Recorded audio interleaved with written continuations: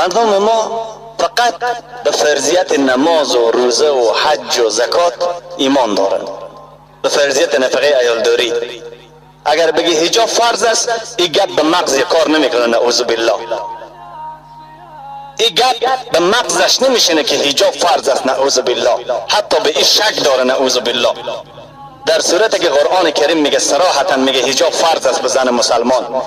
ای مسلمان، والله قسم 100 بار حج بیت الله کنی، 500,000 سال به کعبه نماز بخوانی، دخترت زنت حجاب نداشته باشه، عزت نداشته باشه، لباس سالم نپوشیده باشه، تو مؤمن و با ایمان کامل نیستی. حتی روز قیامت با دیوسا حشر میشی. شما ببینید فضای پانتون های ما، در پانتون ما چی دخترهای میره، با کدام لباس میره. این لباس مسلمان هست، لباس اسلام هست، لباس ایمان و عقیده هست. آیا او جوان مسلمان فکر خود چه قسم حفاظت کنه